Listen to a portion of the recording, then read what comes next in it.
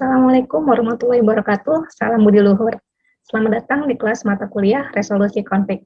Mata kuliah ini adalah salah satu mata kuliah pada Prodi Ilmu Hubungan Internasional yang melatih keahlian atau kecakapan berkarya dalam mendukung orientasi pembelajaran berbasis luaran atau outcome-based learning and teaching.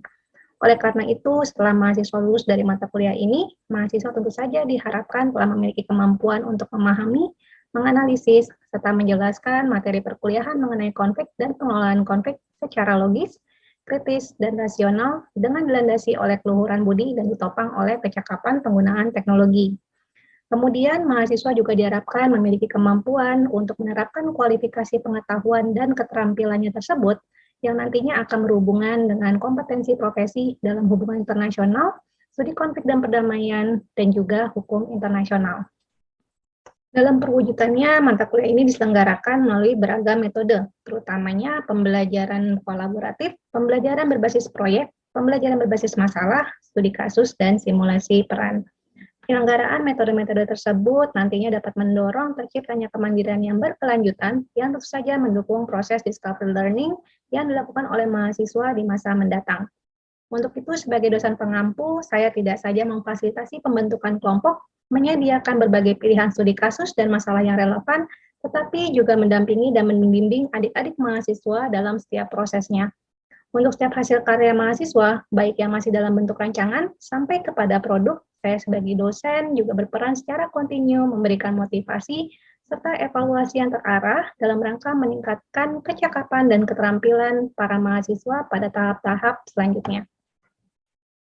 Salah satu contoh adalah ketika mahasiswa berlatih memetakan konflik yang nantinya akan bermuara pada hasil penelitian mini ke atas studi kasus dalam dunia nyata yang menjadi bagian dari evaluasi akhir mahasiswa. Sebagai bentuk proses pembelajaran bertahap, kelompok mahasiswa ditugaskan terlebih dahulu untuk melatih kemampuannya dalam memahami, menganalisis, menjelaskan, dan menerapkan pemetaan konflik ke atas konflik yang berlaku dalam film.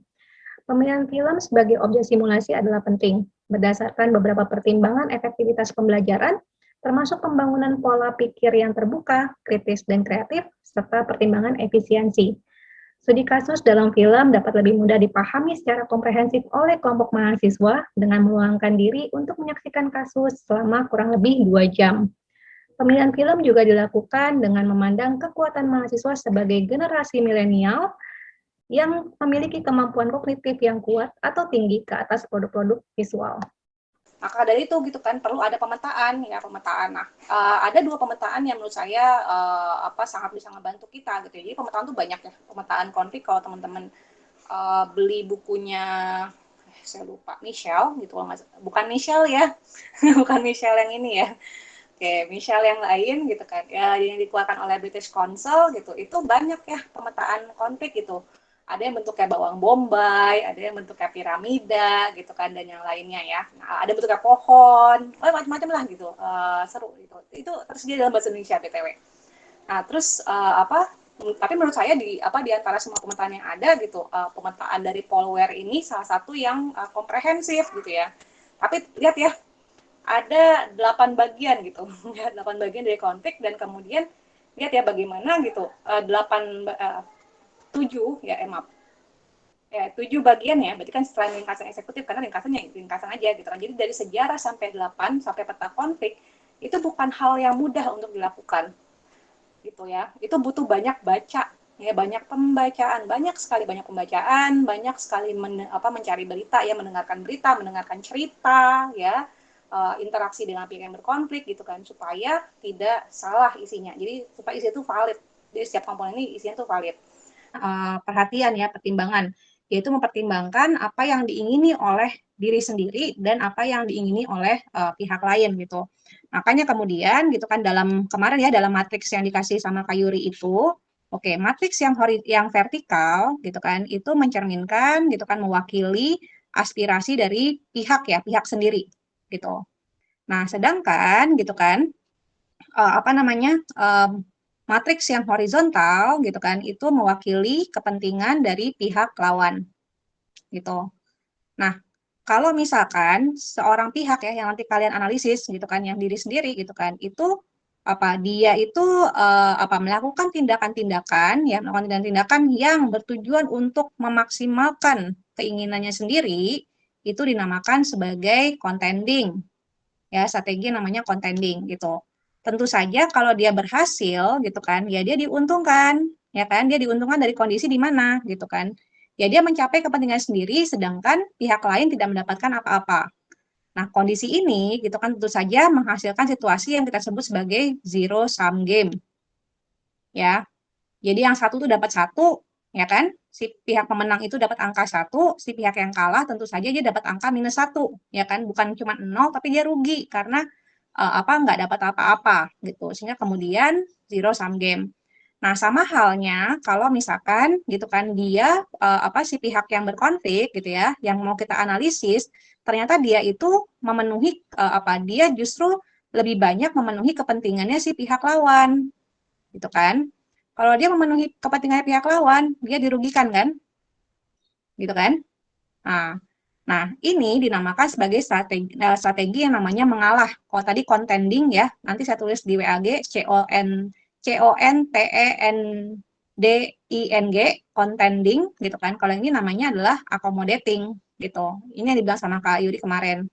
Nah, tapi situasinya sama gitu kan. Baik contending atau accommodating itu tujuannya adalah zero sum gitu. Kita dapat gain yang maksimal gitu kan, atau pihak lain dapat gain yang maksimal. Hari ini silahkan nyalakan kamera untuk absen di akhir.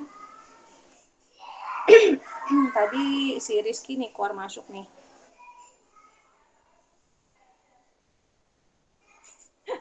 Lutfia, jilbabnya mana? Kebiasaan deh kalian tuh, ya Allah. Ini yang lihat nanti auditor juga lihat nih, auditor dari kampus ya, nggak cuma kita doang. Oke, Kalista. Oke, udah. Ya, dalam 3, 2, 1. Oke. Ya, oke, sip. Ntar saya masukin ke grup. Kita lihat hasilnya ya.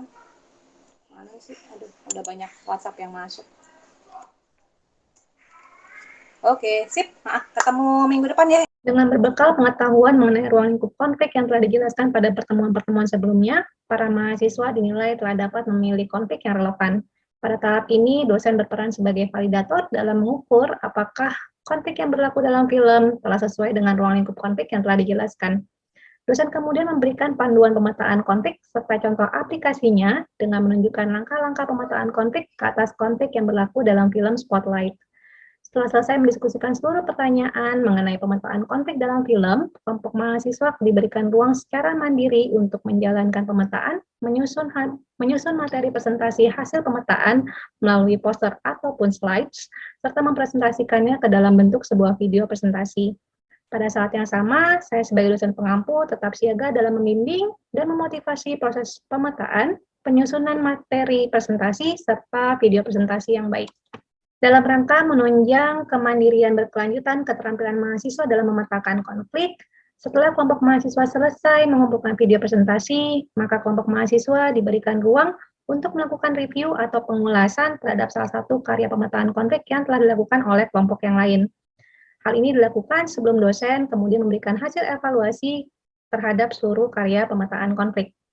Dengan adanya evaluasi yang terarah seperti ini diharapkan dapat menjadi bekal bagi mahasiswa dalam melakukan pemetaan konflik pada tahap berikutnya, yaitu dengan menggunakan studi kasus pada dunia nyata yang nantinya akan dikumpulkan sebagai proyek akhir mata kuliah.